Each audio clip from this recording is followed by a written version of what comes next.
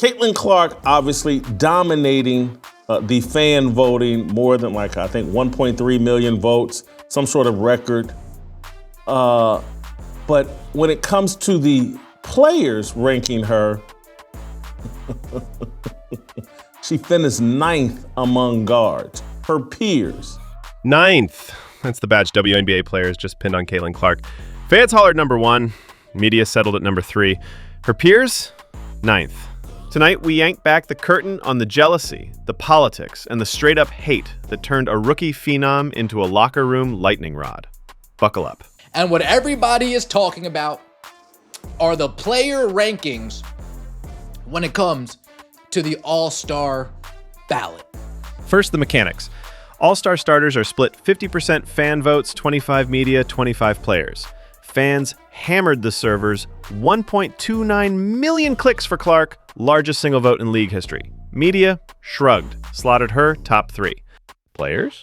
They shuffled her behind Alicia Gray, Sabrina Ionescu, Natasha Cloud, even Indiana teammate Kelsey Mitchell. They put her all the way at number 9 behind Paige, behind her teammate Kelsey Mitchell, behind Natasha Cloud, behind Brittany Sykes. This is absolutely egregious and downright disrespectful. That's the same crew that face guards Clark 94 feet a night, calls extra defenders on every ball screen, and bodies her like she owes them rent. Yet on the ballot, she's suddenly just pretty good. Yeah, sure. And the fact that it's coming from the players says a whole lot about this league, the organization, and the kind of people that are in it. This is why this league has been failing. They don't want to see the league grow. Feel the temperature spike. One commentator torched the mic. Pure jealousy, insanity, plague. Another sounded like a disappointed professor, labeling it disrespect and a disconnect. This is pure jealousy, and it goes back to what these WNBA players really don't want. A third drenched the issue in sarcasm, comparing it to peeing in someone's face while owners ask, "Where's Caitlin?" Dial those takes together and the emotional thermostat hits 4 out of 5 bonfire heat. There's only so many times you can pee in someone's face and tell them it's raining before they stop grabbing the umbrella and they just move out the way and avoid the piss. Jealousy never walks up and shakes your hand. It whispers. We didn't want the league to grow that way. Popularity isn't skill. Or the identity grenade. Straight white player gets all the shine. We didn't want it this way. We don't want this straight white player to be bringing all the eyes to the WNBA. We find it to be offensive. We find it to be at odds with our political outview in life. They're just mad at the way it's happening. Then it screams in game plans. Trap her at half court, knock her to the hardwood, dare a ref to whistle. If she's really the 9th best guard, why dispatch the SWAT team every tip-off? Riddle me that. I just don't understand, if she is your 9th best guard in the league, why do you continue to game plan and play defenses the way that you do against her? Why would you need to pay such close attention to the 9th best guard in the league? Why would you need to face guard her full court? Why would you need to blitz her off of any screen? Why would you need to be physical with her if she wasn't that great of a player? Or you're just wasting your energy and you just simply don't like her. It's either one of the other. Sometimes envy curdles into hate, and 3 triggers flip that switch. First come the identity digs. Voices claiming veterans resent a, quote, straight white savior. Second is stat erasure, blaring her turnovers while burying the logo bombs and half-court dimes. Third are the punitive fantasies. Talk of teaching her a lesson, even cheering the bump that tweaks an ankle. The loudest hot takes leap over the line like hurdlers. The subtler ones tiptoe right up to it. And comment sections? Pure gasoline on fresh sparks. But if you're watching the WNBA and you're a player, you watch how Caitlin Clark is defended at a level that I don't think we've seen in basketball, maybe since Michael Jordan. Every sports soap needs a triangle. Hero, Caitlin Clark, ratings rocket merch machine, Pied Piper for every kid with a headband. Villains, veteran guards locking the gate. Victim, the WNBA itself starving for eyeballs, plus that army of grade school hoopers now glued to their tablets. Lock the trio, and the outrage engine revs. They don't guard Caitlin Clark like she's the 9th best player. They don't treat Caitlin Clark like she's the 9th best player. It's very interesting when we're talking prior to the game. They're talking about her like she's the best player. the best guard. Not just the best guard, the first, second, third, fourth, and fifth best guard. Very interesting how that happened. Yet now she suddenly falls to number 9. Money time. Clark isn't only a bucket, she's a bank. Talk sold-out arenas coast to coast, secondary market tickets doubling overnight, television numbers the league hasn't sniffed since flip phones. Sponsors that once tossed crumbs are now wiring 6-figure activations.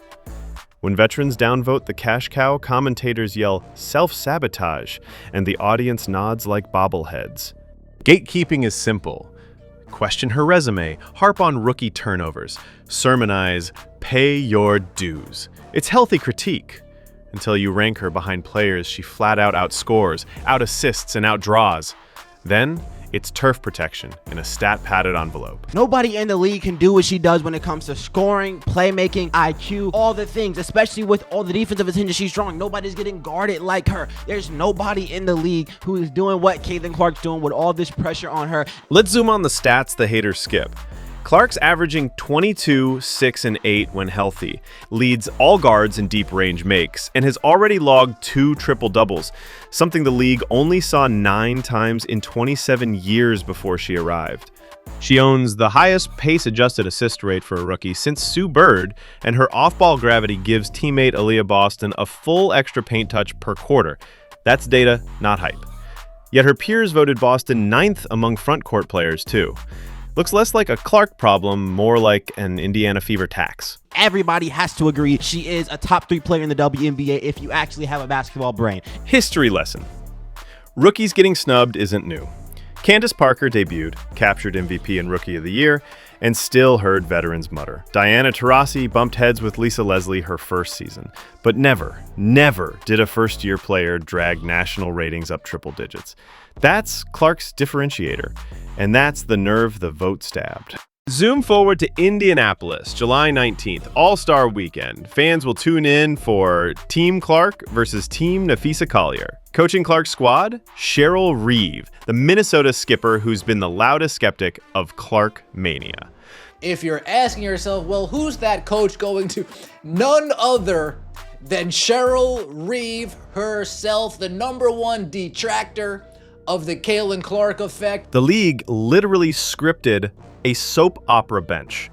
Head coach who warned about hype now forced to diagram plays for the hype itself.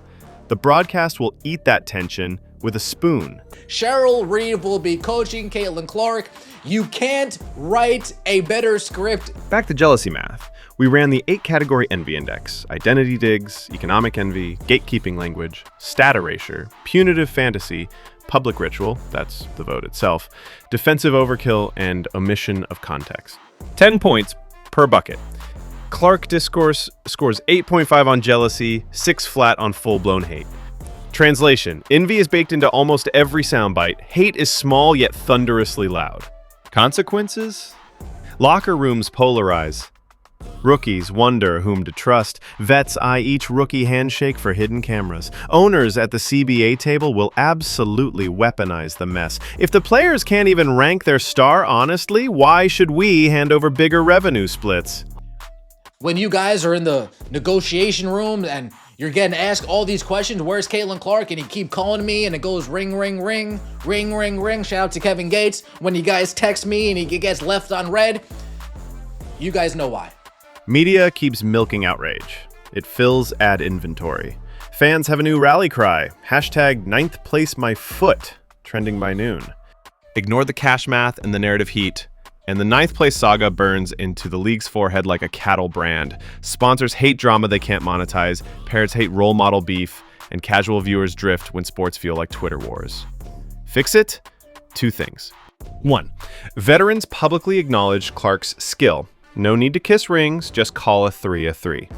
2. League office recalibrates the vote weight, or at least releases full ballots so transparency kills conspiracy. Remember, Clark's living a rookie year on cheat code speed. Fewer than 40 pro games, already a top 5 jersey seller across women's and men's hoops. She's not LeBron in year 15. She's more like if LeBron's rookie card could also sell out arenas for everyone else's road games. That gravitational pull scares people. Fear turns to envy. Envy votes her 9th, then still hacks her at half court. Here's the comedy. The harder they gatekeep, the bigger she gets.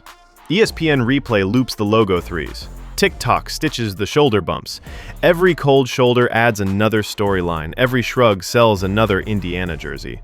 Jealousy has become her marketing department. So the next time someone parrots, "She's only 9th," remember the triple layer cake. Jealousy on the bottom, money frosting in the middle, a crunchy topping of hate. Players can vote however they like. Fans, broadcasters, and the almighty algorithm are already voting with eyeballs, with wallets, with attention spans the league begged for back when ratings barely dented daytime reruns.